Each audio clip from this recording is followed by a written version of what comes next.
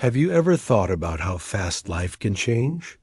One moment you're standing under the warm sun, hearing the waves kiss the shore, and the next your entire world is gone. This is the true story of Petra Nemcova, a woman who faced one of the deadliest disasters in human history and lived to tell it. It was the morning of December 26th, 2004, the day after Christmas. The sky was painted in soft gold over Khao Lak, a quiet paradise on the coast of Thailand. Petra and her fiancé, British photographer Simon Attlee, had come to escape the noise of the world. They woke up to sunlight slipping through bamboo blinds, the smell of salt, the sound of birds. The sea was calm, peaceful, almost too peaceful. Then the ground began to move.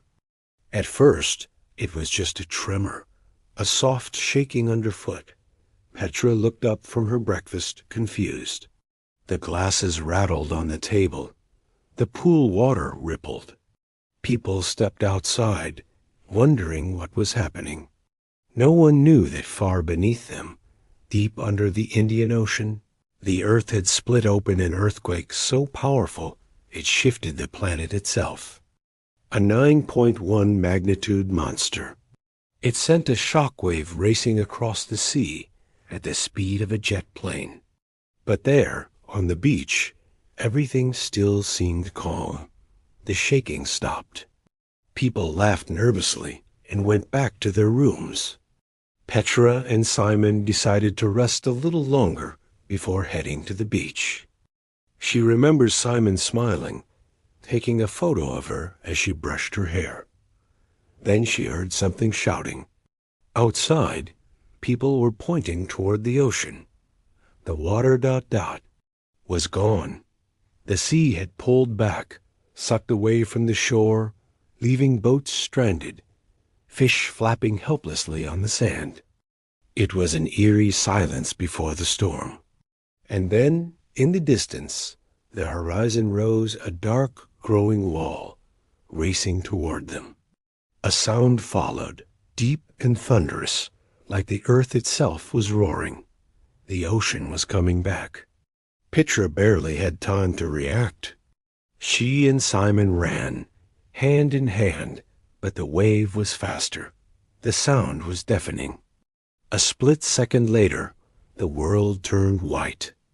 The tsunami hit with unstoppable force, a mountain of water crashing into the resort.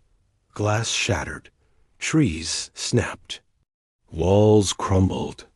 Petra was thrown into the torrent, dragged beneath the water, spinning, tumbling, helpless. She tried to hold on to Simon, screaming his name, but the current ripped him away. She was swallowed by chaos. Underwater, she could see nothing but darkness and debris tables, wood, metal, everything spinning violently. Her chest burned. She fought to surface, her lungs screaming for air. When she finally broke through, gasping, she saw nothing familiar. The beautiful beach was gone, replaced by a sea filled with destruction. Cars floated, bodies drifted. The sound of crying and crashing waves filled the air. Her body slammed into something hard. Pain exploded in her leg. Later, she would learn her pelvis was broken. But there was no time to think, just survive. The current dragged her toward a grove of palm trees, half submerged in the water. With everything she had left, she swam toward one of them and wrapped her arms around its trunk. The water surged, pulling at her, twisting her. She screamed, but didn't let go. Hours passed. The sun blazed overhead. The tide rose and fell, each wave threatening to tear her away again. The pain was unbearable. She was bleeding, exhausted, terrified. She called for Simon, but there was no answer, only the hiss of the sea. She held that palm tree for 8 long hours. 8 hours of agony, of salt water stinging her wounds, of tears mixing with the ocean. She watched debris float by broken wood, toys, even the faces of strangers she had seen at breakfast. Every time a wave came, she prayed it wouldn't be the last one she'd face. Every time her grip slipped, she thought of Simon and held tighter. As night fell, the sky turned orange and then black. The ocean finally began to calm. In the distance, she heard faint voices, locals searching through the wreckage. She tried to call out, but her voice was weak. Someone saw her. A flashlight beam cut through the dark. Hands reached for her, pulled her from the tree, and laid her on a makeshift raft. She had survived. When she woke up in a small hospital, she was bandaged and broken. Her pelvis was fractured in 4 places. Her internal organs bruised. She could barely move. She kept asking for Simon, begging to know where he was. But deep down, she already knew. His body was found days later, washed up by the tide. Petra's recovery was slow and painful, both physically and emotionally.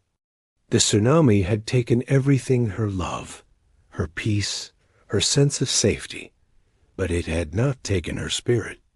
Lying in that hospital bed, she promised herself one thing. If she lived, she would dedicate her life to helping others rebuild theirs. She kept that promise. Months later, she founded the Happy Hearts Fund, a charity focused on rebuilding schools destroyed by natural disasters. She traveled across the world: Indonesia, Haiti, Mexico, Nepal, helping thousands of children return to classrooms that no longer existed. Through the pain, she found purpose. Through loss, she found meaning. In interviews years later, Petra said something that stayed with me. She said, "When everything is gone, when the world you knew disappears, you realize how strong the human heart can be. You can survive anything if you just hold on." 230,000 people lost their lives that day. But out of that unimaginable tragedy came lessons of courage, compassion, and the resilience of the human spirit. Petra's story is a reminder that survival isn't just about being rescued. It's about refusing to let go, even when the world itself is trying to drown you. So the next time you hear the calm sound of waves, remember, life can change in a heartbeat. But hope is stronger than any wave. Thank you for listening to this story. If it moved you, don't forget to like, share, and subscribe for more real stories of courage and survival. Until next time, stay strong, stay grateful, and never stop holding on.